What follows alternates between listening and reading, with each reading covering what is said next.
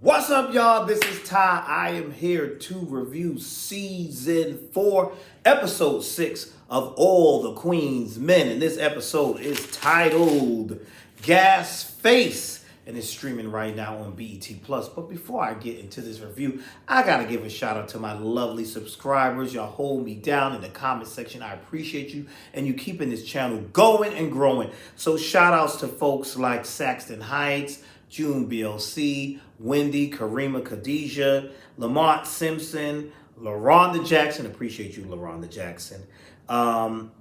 Melinda Adams, and all the rest of you wonderful people. Thank you so much. Keeping this channel going and growing, and I do appreciate you. And I think it was Miss LaRonda who asked if I had a P.O. box. No, I don't have a P.O. box, but maybe I need to get one. Y'all trying to send me some gifts? I like gifts. I like gifts. I ain't begging, but I'm saying I'll take some gifts. Maybe I need to get a P.O. box, right? Maybe I should get one. But anyway, I do appreciate that because she wanted to bless me for doing the song request. And I'm still doing song requests. I know I have a few others that some have sent me. Don't forget to send me your song request. Tell me what you want me to sing. It's coming. I have like a few more coming. But all right, enough about me. Let's get down to this review. We had in this episode, this was a pretty interesting episode. We had Madam taunting the concierge in the beginning of the episode, telling him, checkmate. But she shouldn't play with concierge because he might be up to something too. He's a dangerous man, so he might be up to something. But the conversation that I did enjoy was the one between the three sisters, which was Madam, Carla, and Tony. Now, apparently we learned something. They all got the same daddy, but they don't have the same mother because Tony has a different mother from Carla and Madam. And it was funny. She said, Madam, why we got to meet here at the strip joint? We couldn't meet at your house. Madam said, I don't allow dogs in my house. Madam hates this woman. She was like, we're enemies. And then Tony's like, can't we be friends? And then let's be friends, just you and I together. No, we can't be friends. We can't repair anything. You a snitch, bitch. We don't like you. Carla ain't feeling her. They not feeling her. They can't stand her. And I'm like, damn, they really hate this lady Tony. And then see, Tony made it worse though, because they don't like you. And then why are you going to come up and say some stuff like, well, I have a different mother than y'all, and our father treated my mother better. We had special treatment. Why would you even say that? That's just throwing salt in the wound. That's not going to make anybody like you anymore. And then they were getting on her. You didn't even come to the funeral. And she was like, well, I'm glad I didn't come to the funeral. Y'all had a whole damn shootout with machine guns and everything at a funeral. I'm glad I didn't make it to the damn funeral. She doesn't know that her daddy is still alive either. So that's interesting right there. So I guess he don't trust her that much because she doesn't know that he's still alive. But Tony, it's just not working for her. She's trying to rekindle that with them, with her siblings, and her son ain't messing with her. We see her in this episode also. Oh, son, please. She done already. She just been back, a day or two? I don't know how long she been back, but she already in the restaurant. She coming up to him and Dime. And hi, Allison. How she know Dime's real name? Because I don't think we ever knew Dime's real name. I didn't know her name was Allison. But anyway, she came up to them trying to speak, and I'll cook your favorite dish. Amp does not want to be bothered. He don't want to be bothered. But then you have Dime like, do it for me. And I'm like, mind your business. But she's like, do it for me because my mother died when I was young and I would give anything to have my mother. That is all good and swell and dandy. And I get it. I get what you're saying. But sometimes some people just ain't no good. Let this man work this out on his own with his mama. Mind your business. That's what I say. Because you're yearning for your mother whom you liked. You had a good mother. This one caused him trauma. So don't stop trying to force him to be with somebody that caused him trauma. He already is an alcoholic and all this other stuff and going through. Let him handle that. You might as well do it for me. Y'all relationship ain't that great either. What do you mean do it for you? You ain't his wife? I don't know. I don't know. I don't agree. I think she needs to chill out on that. I really do. We also saw in this episode. Oh, then let's stay on Tony for a little bit. But then we had seen later on in the episode Tony having a conversation with Carla, saying, "You gotta talk to Madam for me. You gotta talk to Madam for me." And Carla said, "Look, I ain't talking enough for you. Look, sweetheart, I don't like you. I don't trust you. You ain't no good. You ain't ish. You ain't never gonna be ish. But my half sister that I don't like." So that didn't go well. And so when Carla leaves, Tony gets on the phone and she's like, "Yeah, things, it's going to take a little warming up, but things are going as planned.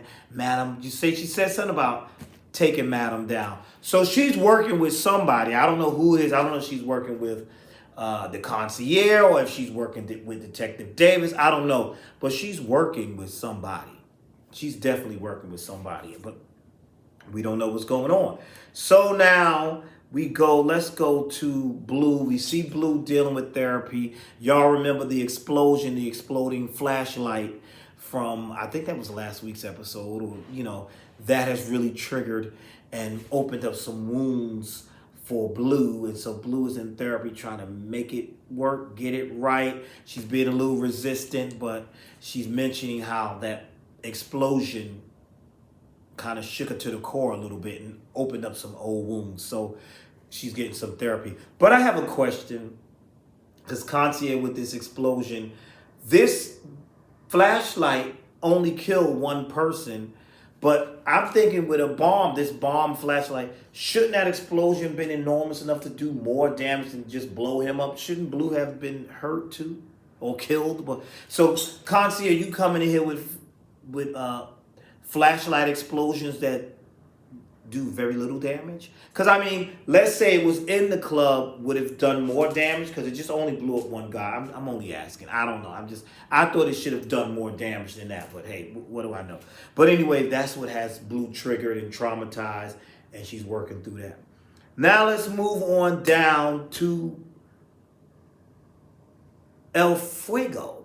El Fuego thinks he's Columbo now, and he's trying to solve something and try to figure out what happened to his ex-girlfriend. And this is interesting because he ain't really about that life, but he want to get revenge on what they did to her. So he's sitting in his house, and his version of Alexa, his device, Maria, I think he was calling it Maria, played back some stuff for him, and he heard some things of what they were saying. And so then we see him go to Big D, and he's talking about all the things, he's talking about what he want to do. And Big D said, "Well, you ain't really about that life, so let me know. I don't know, you ain't really about that life, but I'll try to help out with you." So that's going to be interesting to see where that goes and what he finds out and what he does on that. Another thing that was really, really interesting in this episode is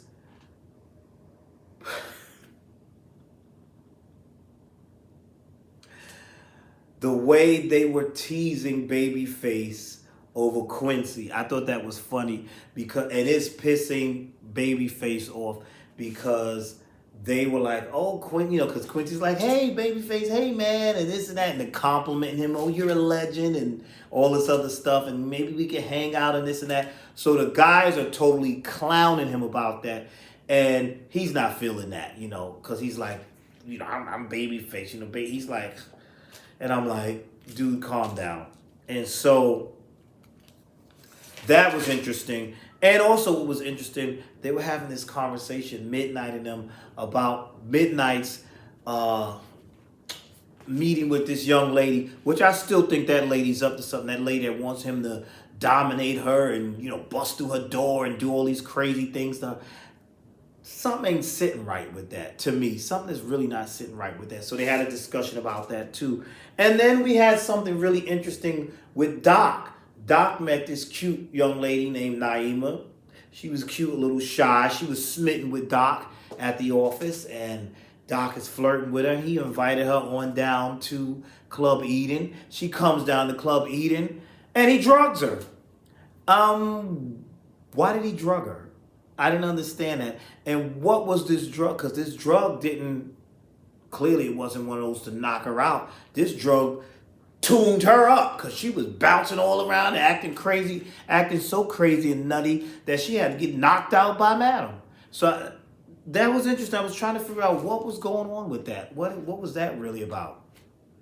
Then we got Detective Davis, which she's still pursuing her case and her takedown and trying to take down Madam. She came to the hospital where the doctor was killed, and of course the cameras don't work, so she's not getting nowhere with that. And then Madam's lawyer tells her, look, they're moving forward with this case. They must have something on you, so we got to get our stuff together. We got to get things done because they're moving forward with the case. All of that, pretty interesting.